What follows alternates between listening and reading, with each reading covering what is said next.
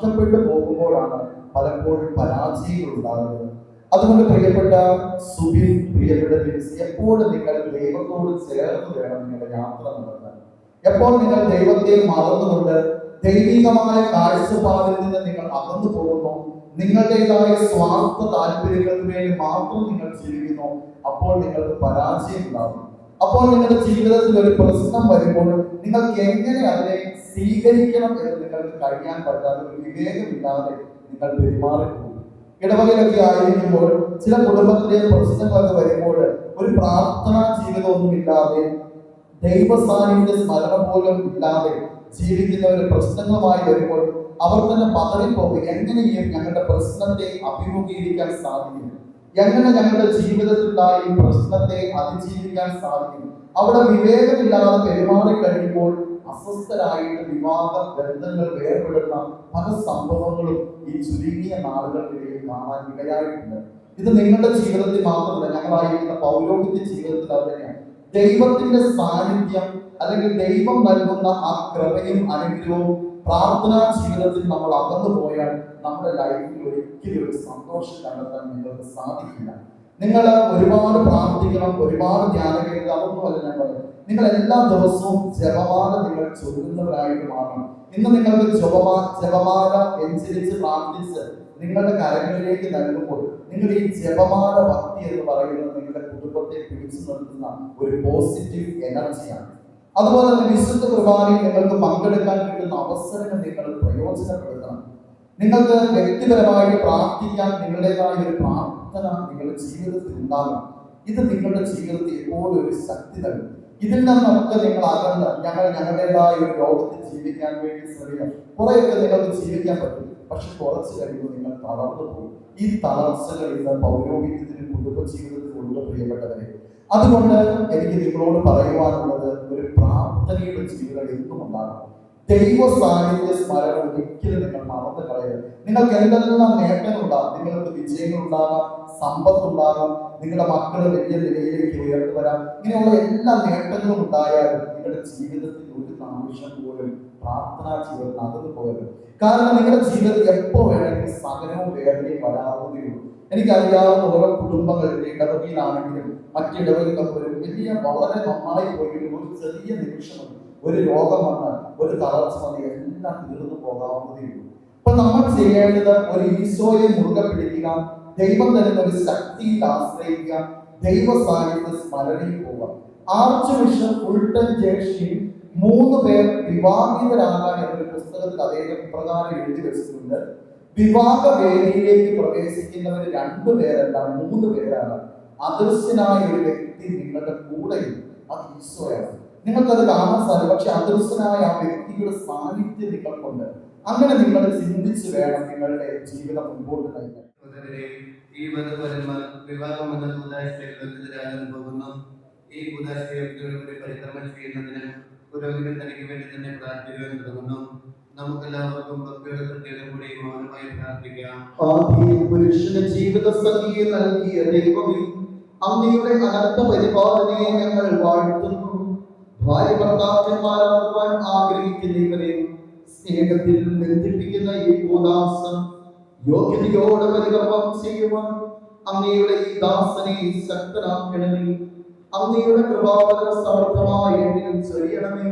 പിതാവുപുത്രൻ പരിശുദ്ധാത്മാവുമായ സർവേശ്വരൻ എന്നേക്കും.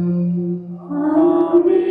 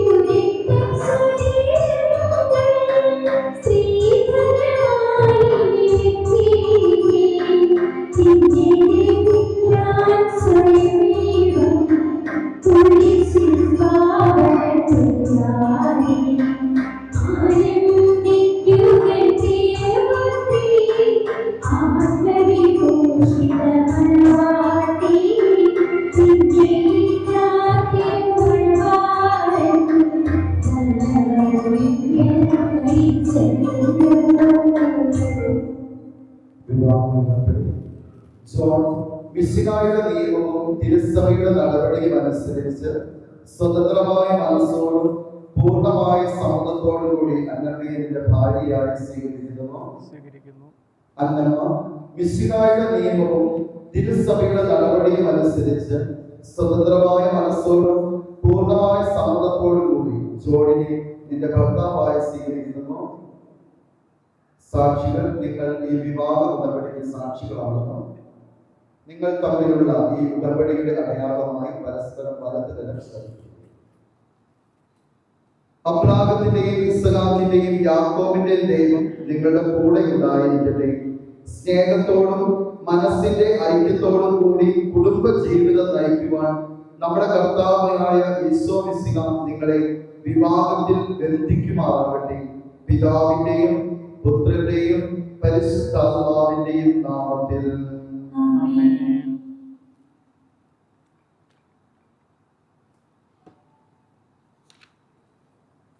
കുരിശുമരണവഴി തിരുസഭയെ വധുവായി സ്വീകരിച്ച കർത്താവേ, വിശ്വാസത്തിലും സ്നേഹത്തിലും വധൂവരന്മാരെ ഒന്നിപ്പിക്കുന്ന ഈ താലി ദയാപൂർവം ആശീർവദിക്കണമേ.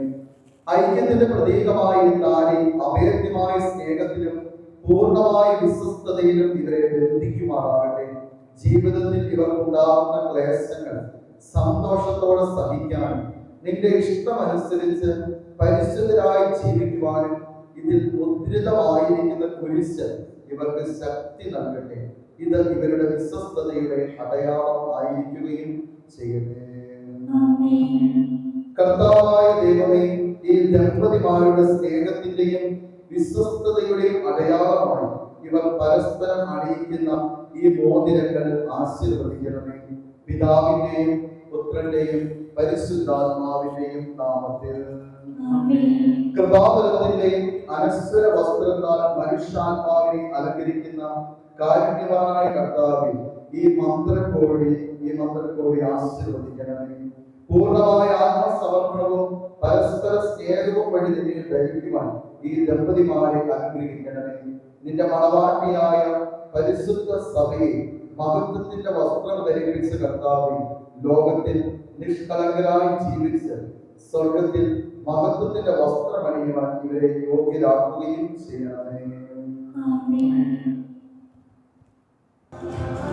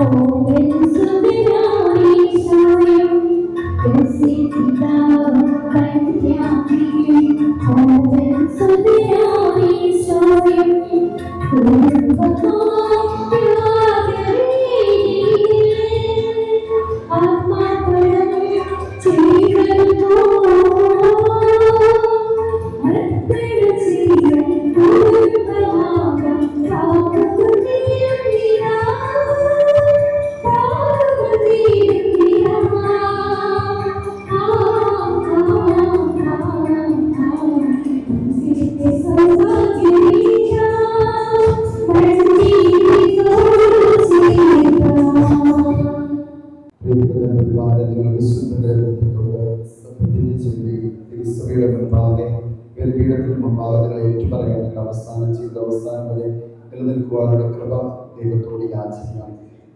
ചൊല്ലാം. ഇന്നു മുതൽ മരണം വരെ സന്തോഷത്തിലും ദുഃഖത്തിലും സമ്പത്തിലും ദാരിദ്ര്യത്തിലും ആരോഗ്യത്തിലും അനാരോഗ്യത്തിലും പരസ്പര സ്നേഹത്തോടും വിശ്വസ്തയോടും കൂടെ ഏക മനസ്സോടെ ജീവിച്ചു കൊള്ളാമെന്ന് വിശുദ്ധ സുവിശേഷ സാക്ഷിയാക്കി ഞങ്ങൾ വാഗ്ദാനം ചെയ്യുന്നു. ഈ വാഗ്ദാനം അനുസരിച്ച് ജീവിക്കുവാൻ സർവശക്തനായ ദൈവം ഞങ്ങളെ സഹായിക്കട്ടെ. സർവശക്തനായ ദൈവം നിങ്ങളെ അനുഗ്രഹിക്കട്ടെ. ആന്തരിക സൗന്ദര്യത്താലും പരിശുദ്ധാത്മാവിന്റെ വരങ്ങളാലും അവിടുന്ന് നിങ്ങളെ സമ്പന്നരാക്കട്ടെ. തിരുസഭയുടെ ശിരസ്സായ മിശിഹാ എപ്പോഴും നിങ്ങളുടെ ഭരണകർത്താവും സംരക്ഷകനുമായിരിക്കട്ടെ. ജീവിതത്തിലെ എല്ലാ പ്രവർത്തനങ്ങളിലും അവിടുന്ന് നിങ്ങൾക്ക് തുണയായിരിക്കട്ടെ. മാനസികവും ശാരീരികവുമായ ആരോഗ്യവും ഭൗതികമായ സുസ്ഥിതിയും അവിടുന്ന് നിങ്ങളിൽ ചൊരിയട്ടെ. ദൈവം നിങ്ങൾക്ക് നൽകുന്ന മക്കളെ സന്തോഷപൂർവ്വം സ്വീകരിക്കുന്നതിനും അവരെ വിശുദ്ധിയുടെ മാർഗത്തിൽ നയിക്കുന്നതിനും അവിടുന്ന് നിങ്ങളെ സഹായിക്കട്ടെ. അവിടുത്തെ സ്തുതിയും കൃതജ്ഞതയും ആരാധനയും സമർപ്പിക്കുവാൻ നിങ്ങളെ അവിടുന്ന് യോഗ്യരാക്കുകയും ചെയ്യട്ടെ. ഇപ്പോഴും എപ്പോഴും എന്നേക്കും. ആമേൻ.